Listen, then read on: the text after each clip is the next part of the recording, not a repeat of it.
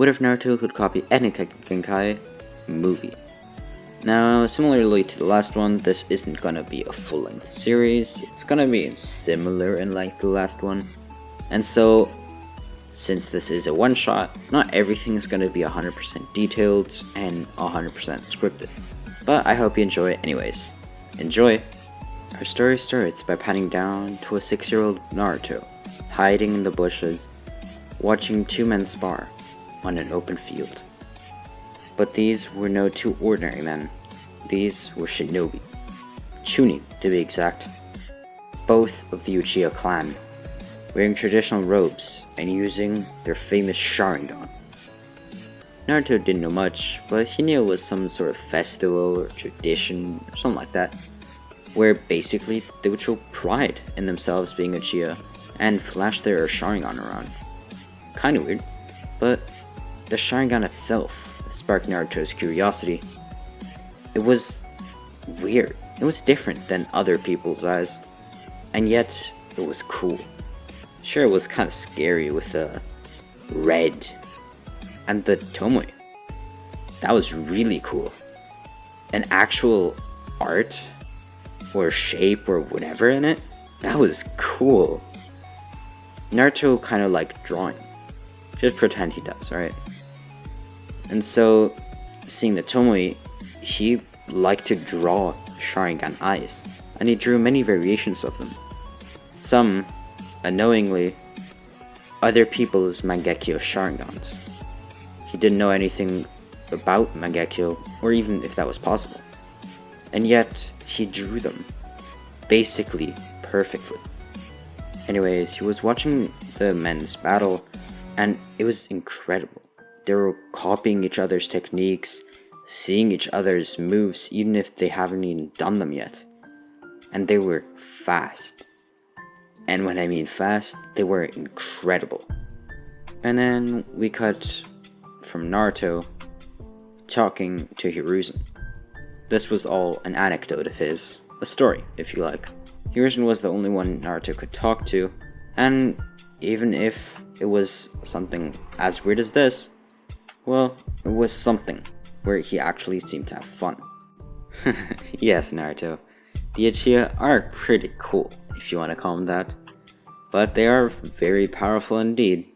And as you know, there have been quite a few wars between the Uchiha and other clans and villages. So, I think you learned your lesson. Don't mess with the Uchiha clan.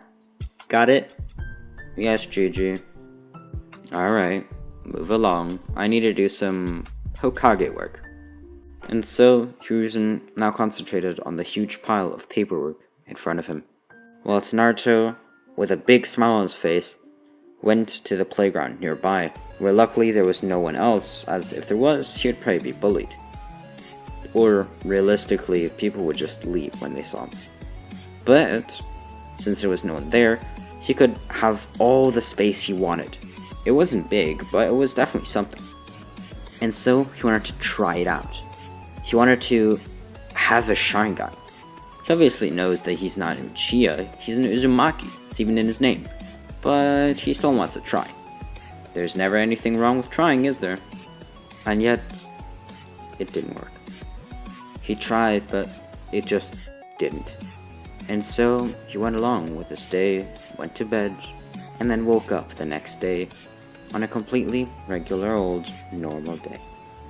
Sure, it might have been boring, but the sun was smiling, and so was Naruto. He went through the town, and the streets were quite busy that day. Many people were shopping, many wives were cooking for their family, and the restaurants were also busy. It was midday after all. Even Ichiraku's ramen shop was completely filled to the brim, with even people waiting on the outside for when the next seat was free. I guess people are really hungry today, huh? Naruto mumbled to himself. Hey, watch it, kid! A genin boy said as he stumbled, due to, quote-unquote, Naruto tripping him, so he would fall. Obviously, a demon and monster like you would want to trip little kids. You're so evil! As the boy ran away. And then his parents came. A big buff guy who called himself a Chunin, though really could have been recognized as a whole village, and started smack-talking Naruto. He told him how he was just a little boy, and yet caused the entire village to grieve for their dead, and destroyed a big part of the village. He should be ashamed to live, and so he was going to be put in his place. And so the villager, as well as others who started doing it as well, started beating Naruto. And yet, even though they were bullying a little kid, no one came to the rescue. No one helped. No one even took a second look. People just ignored it, as Naruto was laying on the floor, looking up at the sky, and the sun had now set. Everyone was gone, at home with their family. The Naruto, still alone. Where was his family? He didn't know. And apparently, no one else did either. They just called him a monster and moved on. They didn't even recognize that he had a name. They probably didn't even know that he had a name. And so he's looking up at the sky, and there was merely one cloud visible. And that cloud was in the exact shape of a tomoe. And then it happened. His vision blurred. And then the tomoe appeared in his eye. After Naruto blinked, it disappeared, and the cloud appeared in his eye. And so it was a clear sky once more, but Naruto had a different vision. His vision was sharp. It was different.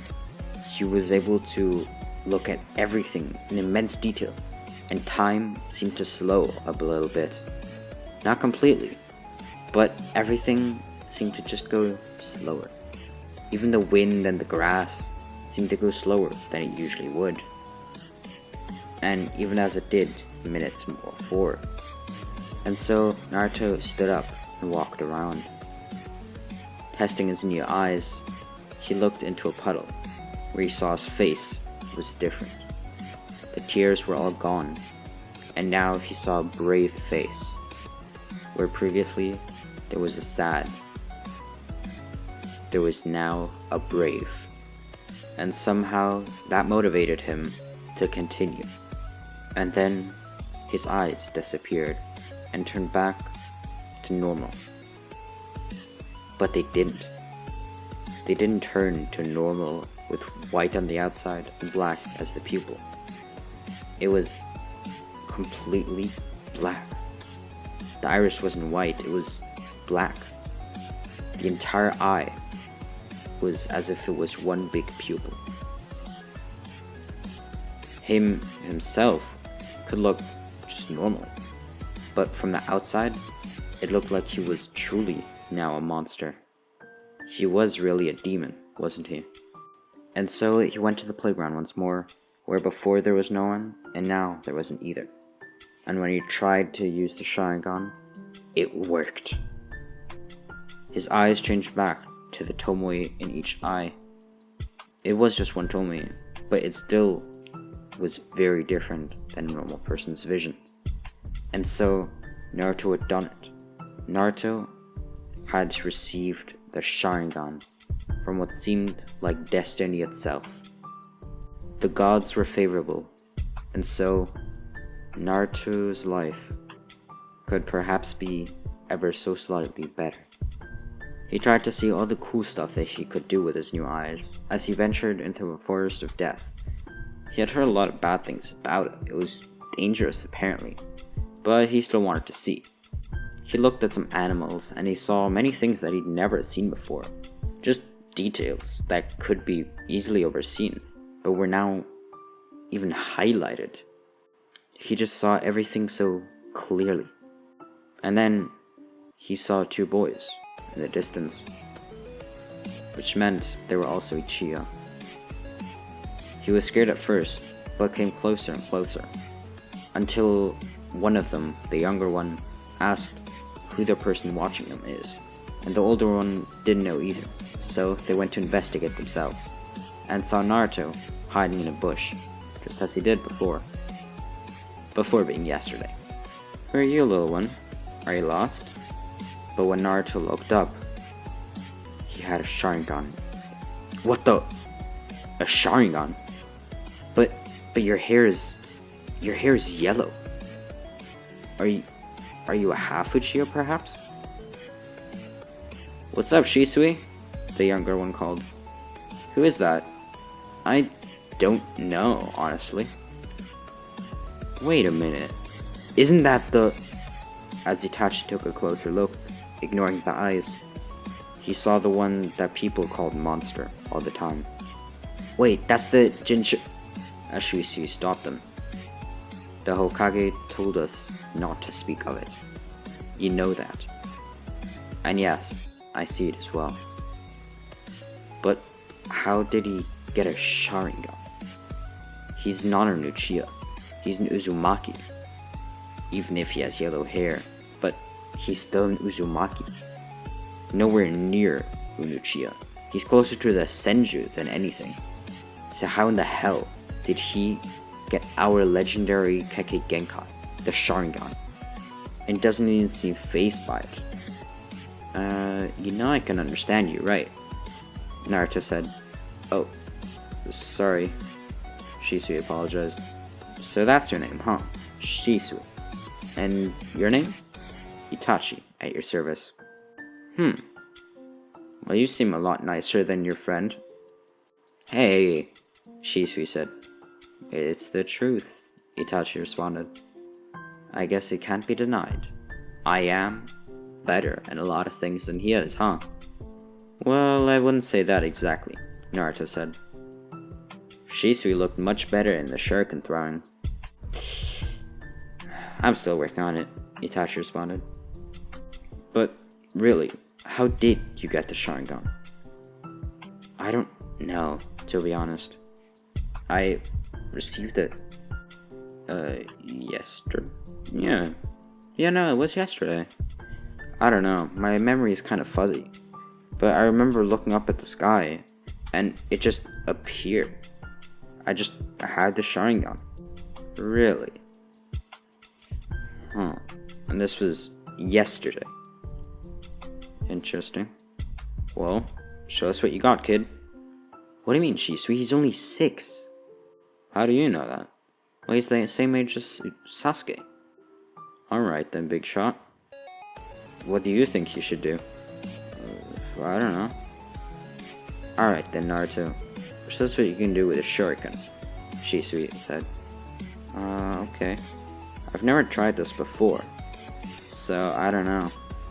As Itachi handed him 6 shuriken, and somehow Naruto did incredibly well with the shuriken, as he did watch the two boys with the Sharingan for a little bit, so he watched their technique, watched their wrist movement, their individual fingers, each muscle and how it worked, how it was used, and what it did whilst throwing the shuriken.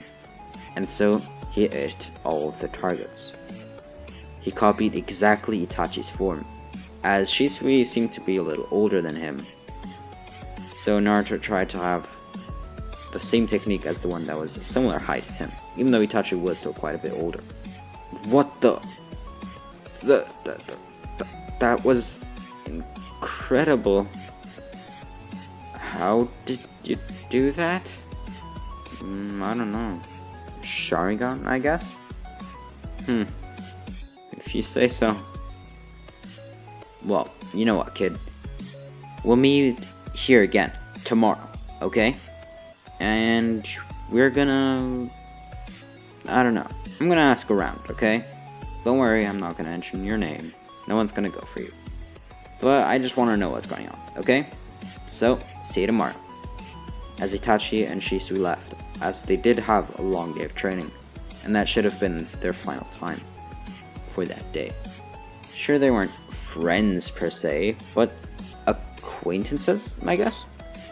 I mean, they knew his name, and they knew who he was, and they did have a conversation, and they didn't hit him, they even complimented him when he threw the shuriken. So, Friends, perhaps? Is what Naruto thought. Yeah, friends. Those are now my friends. Shisui and Itachi are my 2 friends. We're Uchiha friends, you could call it. Well, we all have the Sharingan after all. And so, Naruto went along his day, as he went to sleep. And the next day, he saw something similar as the day he saw the Uchiha men fighting. But here, he saw 2 people of a different clan sparring. This was a training session of the Hyuga clan. The Hyuga princess, the one that actually Naruto had met before. He saved her from a couple of bullies before, but that was a long time ago. Hinata Hyuga, sparring with her father, Hiyashi Hyuga, the leader of their clan. And so Naruto watched in awe as they were using high skill techniques, such as the legendary 16 palms technique used by Hiyashi. But the girl was defending herself really well. And then Naruto noticed they both had a different set of eyes. Similar to the Sharingan, though theirs didn't look as cool. They didn't have the Tomoe. But it was interesting. Completely white. Basically opposite of what he had. Perhaps if he somehow got their eye, then it would be back to normal. His normal eye, that is. Where the iris is white and his pupil is black. So he would try his best to get the, Hyuga eye. But that didn't work, obviously. And so Naruto met up with Itachi and Shisui later that day. But sadly, they didn't really find out anything about Naruto's situation. There had never been anything like it, and they even went past the library to check. But never in history has any non-Uchiha gotten a Sharingan. Well, not naturally. They did come across one person. But this man, 200 years ago, killed many Uchiha and then implanted their eyes into his own. And even though they believed that Naruto was quite strong, he surely did not take down Uchiha who had their Sharingan themselves. And then, So they ruled that possibility out. And so this was a unique case that had never been documented before. Perhaps they could write a book about it later on. For now, Shisui wanted to experiment. Not any crazy orochimaru kind of experiments, but he was just really interested in how that worked. How a non-Uchiha got the Uchiha kekkei genkai. And so when they met up, Shisui wanted to try and question all types of things. And so Naruto was really exhausted. But one thing that he did learn from that is concentration is key. And so the next day, he tried again for the Hyuga eye. As he was watching 2 other people spar. These did not have any kekkei genkai or any special type of eyes. They were simply normal people. Just like Naruto would have been a few days ago. And now look at him. He was weird.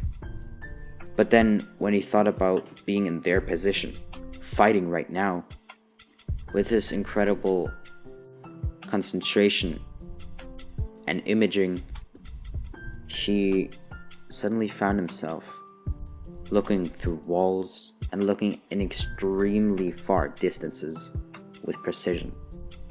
And looking at it, he was able to look right behind him. He had an almost 360-degree view and had almost no blind spot. What the hell? Naruto said out loud, which alerted some villagers, but he quickly ran away before anyone could catch him. He went to the forest and looked at a lake. And there, he saw only white eyes in Naruto's eye sockets. He did it. This was the Hyuga eye. And these abilities are even more confusing than Sharingan. Sure, the Sharingan looked weird, but also cool, and made him see incredible things. This was just outright weird. able to see behind oneself and look so far, was as if he had a telescope and a mirror behind him and another whole set of eyes all in one. As Shisui appeared, he was curious why Naruto would be in the Forest of Death right now alone. He sensed his ki and he was just wondering how was going on. So he asked, "Naruto, are you okay?" As Naruto looked up, he saw the Hyuga eye. "What the?" As Shisui fainted. "No!" Naruto yelled. But no problem. 2 minutes later, whilst Naruto sat him next to a tree, Shisui woke up again, where Naruto's eyes were now normal again. Naruto had seen these, all black eyes, and so had Shisui. So this was finally normal. Naruto, I had a weird dream that you had all white eyes. And really, they were basically the Byakugan? Was that what you wanted to say? Naruto asked. Well, that wasn't a dream. What do you mean? Are you telling me you have the Byakugan as well? And you didn't tell me? At first Naruto thought he was in trouble, and Shisui was mad. But then looking at his face, Shisui was just excited. He had a huge grin on his face, and his eyebrows shot up. Shisui went to run more tests on him. Again, not any weird tests, but just normal kind of test. And called Itachi to help. And so, Naruto was able to switch between his normal set of eyes, all black, the Byakugan, all white, and the one-Tomoe Sharingan in each eye.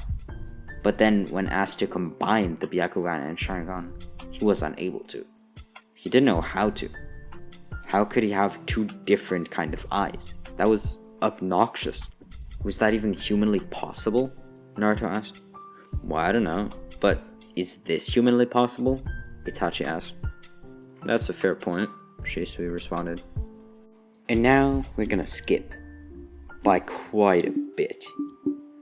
So Naruto, Itachi, and Shisui become quite close friends, and so he's deeply saddened by the news that Shisui died, going so far that his Mangekyo Sharingan was activated. And with Itachi also gaining his through Shisui's death, they decided to switch them. It was risky, as Naruto wasn't an Uchiha, but they did it anyways. What's the worst thing that could happen? Okay, that's not a good question, but they did it anyways. And so, it worked. Both of them now had the eternal Mangekyo Sharingan. The most powerful Sharingan that could dominate entire villages. One with insurmountable strength and incredible abilities. So Naruto and Itachi trained together. But then, it was time. It was time for the Uchiha massacre. But this would go down differently. As Itachi, along with Tobi, entered the Uchiha compound, Naruto is there to stop him. Don't do this, Naruto. I don't want to have to kill you too, Itachi said.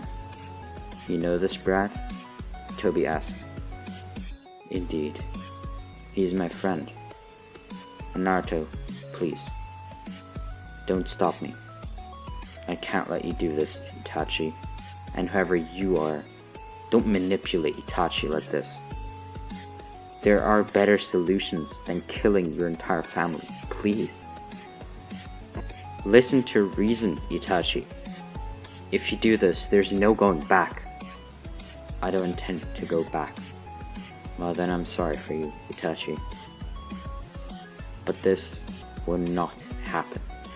As Naruto was not alone, suddenly multiple Jonin appeared, as well as an Anbu squad behind Itachi and Tobi, telling them that they're arrested for treason and conspiring against the Leaf and its people.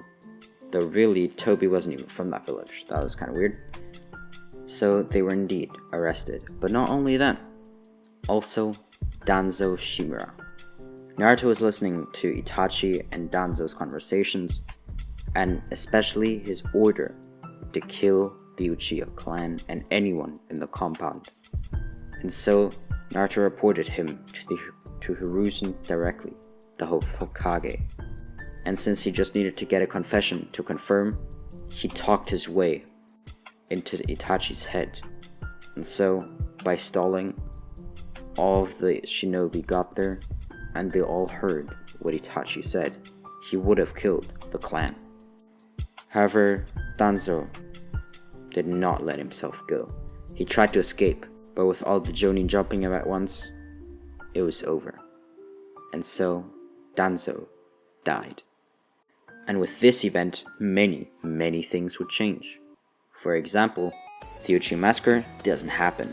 The root is resolved, and so most of the Anbu conform into one big Anbu organization, how it should be, with them serving the village and the Hokage, not any random shinobi like Danzo, especially not an evil one plotting to take over the village in the dark.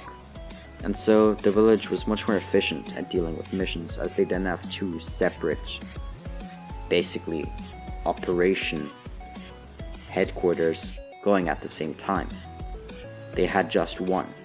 And so the Hokage had a much easier time sorting out missions for everyone.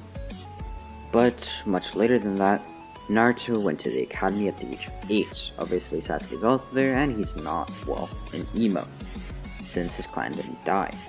Now, moving even much further ahead, Naruto made quite a few friends in the academy, as he also got much stronger and became not a rival, but actually far ahead of Sasuke in almost anything.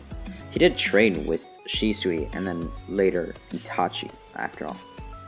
Now, after a while, Sasuke trained with Itachi as well, so he was stronger than canon, but still far behind Naruto. And then it was the fateful day where they would finally graduate. Obviously, there was no issue in that. They did it really easily, and Naruto got perfect scores. And then on the next day, came back to get his Jonin sensei. There, funny enough, he was paired with Sasuke and Sakura, along with their team leader, Jonin Kakashi, one that Naruto actually knows, due to him being Itachi's team leader in the Anbu. Well, he used to be. So you're Kakashi, huh? You look less intimidating than I thought. Nice to meet you. Naruto offered to shake his hand, but Kakashi wasn't willing to. He didn't seem to be in the mood. Now, the reason Sasuke and Naruto were paired in one team is because they were gonna be basically the OP team, both having Sharingans, though the outside didn't know that they both had Sharingans. It wasn't open to everyone, though some did know. Hiruzen knew. Now, obviously, Naruto's friend Itachi knew, and Sasuke did know as well, but not many other. Obviously, some Anbu and whatever, but that's it. But Kakashi also knew, and that's going to be important. Now, going a little bit back, something important that I have to mention is, as you probably know from the title, Naruto can't just copy the eyes. He can copy any kekkei genkai, and so he learned many things over the years. He learned how to control bugs, which he wasn't a big fan of. He found it kind of weird. He learned how to learn stuff from other people's minds, from the Inuzuka clan. He learned shadow techniques from the Nara clan, and so on. So he got really powerful. Now, back to present. He went on a mission and, well, no, that's what he thought would happen. But first they had to do the bell test. Now, this was not hard, so I'm just gonna mostly skip over it. It was easy. Naruto and Sasuke, not really Sakura, Naruto and Sasuke can work together pretty well, and Sakura kind of just was there, threw some kunai, and that's it really. But they passed, and did actually get the belts, even though Kakashi turned on his Sharingan to fight him. Interesting. He was proud of his team, and so they started doing D-rank missions. And after about a month, they demanded a harder mission. They completed every single D-rank mission with incredible ease, and so they want something harder. Hiruzen, obviously knowing how strong the team is, accepted and gave them a C-rank mission with Tazuna, who they had to escort. And they did that pretty easily. Obviously they met Zabuza and the Mafia and dealt with that. Basically, as in canon, Naruto was still very kind, Sasuke acted the same, and obviously Sakura was basically copy-pasted from canon. But, well, easier. Everything was just easier. And so they returned from the mission as it was bumped up to B+ rank rather than C rank. So Team 7 got paid accordingly, and they were quite happy about that. And now the tuning exams would follow. And they would soon happen. Soon being in 1.5 weeks. But before that happened, something else happened. People started to go missing. And these were people of high clans. Some were of the Hyuga, some of the Uchiha, and some even from the Nara clan and the Inuzuka. All quite powerful. And then one day, a guard of Konoha spotted the kidnappers. They wore black and red robes, and Hiruzen discovered this as the Akatsuki. Immediately, all defenses were doubled. Anbu, Jonin, Chunin, and even Genin were now working 24/7 on security, as if they ever breached the walls, then it would be over for the Leaf Village. And Jiraiya also arrived, as he was on a hot trail of the Akatsuki, and so it led him back to his home, the Leaf Village, and to his old master, Hiruzen, as well as to basically part of his family, Naruto. But anyways, they would try their best to defend the village and fight off the Akatsuki. And so luckily, no more people were kidnapped. But sadly, they couldn't find the people that were. But Jiraiya could help them. He knew about multiple of the Akatsuki's bases, but sadly did not yet know where their headquarters were. So he, along with 3 Jonin and a full squad of Anbu, went and scouted each of the quarters that they could be at, the Akatsuki that is, and found them at the one nearest to the Leaf Village. And so, a full-on attack was planned. About half of the entire shinobi of the Leaf Village were sent out to find and destroy the Akatsuki. The rest was there to defend the village if anyone else came, or if the Akatsuki somehow outflanked them and, attacked the village. They would be ready. And the entire wall was defended. Each 10 meters had a guard, and even the villagers were in high alert. No one was getting through. And so their attack was ready. They completely surrounded the headquarters. Well, not really headquarters, but the base that the Akatsuki were currently in. And luckily for them, they were all gathered there. All of them. Each and every one.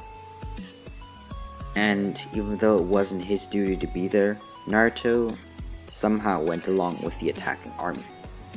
And let's say it was worth it for him to be there.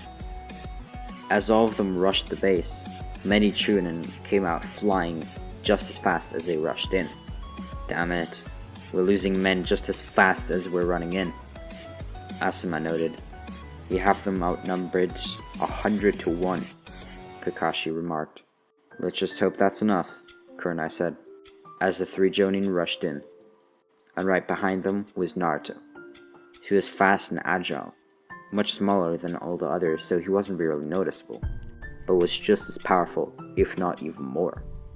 He had the Mangekyo Sharingan, the Eternal, as well as the Byakugan, and many other kekkei genkai that were completely unattainable for the average person, and yet he had it, and mastered a lot of them.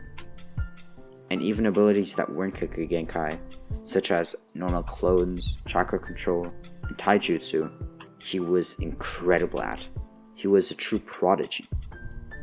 And so, Naruto rushed Kisame, a warrior that was taking out Chunin by the dozen with a single slash of sword.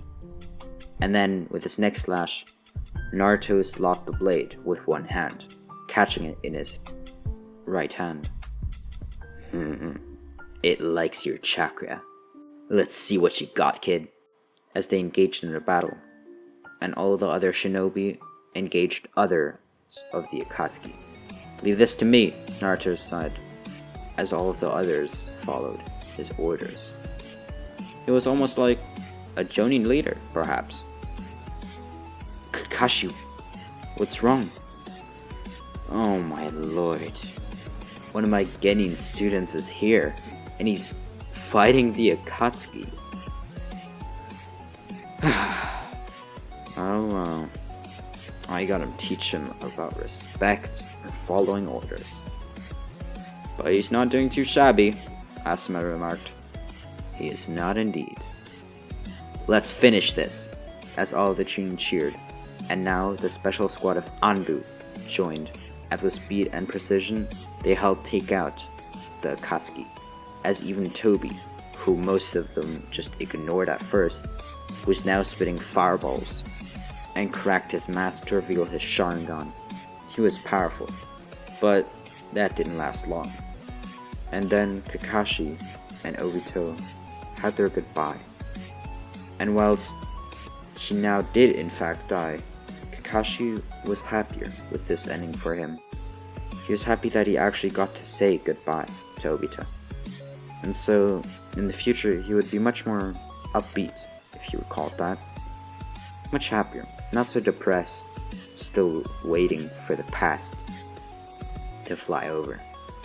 Truly in the moment, not like he would have ever been in the past. And so Naruto took down the last of the Akatsuki, Kisame, as he did have a lot of resistance to most attacks, and kunai couldn't just slash the skin, and his sword was really powerful. And so Naruto took it upon himself to take the sword with him. It was now his as he won it in battle. Kisame himself said that. And before his death, he congratulated Naruto for being a true warrior and sticking to the 1v1. And so Kisame would rest in peace, as so did most of the Akatsuki. Now you might be wondering how Pain was defeated, but let me just say 2 words. Might die. Sure, it took a lot out of him, but using the 7th gate, he took out Pain before he had the time to recharge his Rinnegan abilities. Even Konan as support wasn't able to stop him. And so, with his sheer speed and martial arts, he was able to beat Pain and then fought alongside the others to defeat Konan as well. And so, their dreams had been crushed, but they may now rest in peace. But Naruto sensed another being, watching them all, watching this fight occur with extreme anger. And Naruto was not gonna stop. Naruto was gonna kill this being. He was plotting something, and this was Dark Zetsu. The normal Zetsu was killed. Well, White Zetsu was killed. The normal one was really just a mixture between white and black, so I guess just White Zetsu was killed. And now Naruto chased down Black Zetsu, which wasn't too hard, and then killed him. That wasn't hard at all. He was not a warrior. He barely had any power. He was perhaps on the strength of a Genin, which Naruto far surpassed long ago. And so, it was over. Naruto and the Leaf had won, and so they returned victorious. And Naruto celebrated, because he showed extreme strength, defeating an Akatsuki member all by himself, and got to keep the sword. So that was great. People asked him to sell it, but he wouldn't. And so everyone was happy, and the village entered a time of prosperity and happiness. But that's gonna be it for today's video. Hope you enjoyed. Make sure to like, subscribe, and I'll see you in the video. I really hope you enjoyed the series. And so, thank you. Thank you for the support, and I'll see you in the next one. Peace.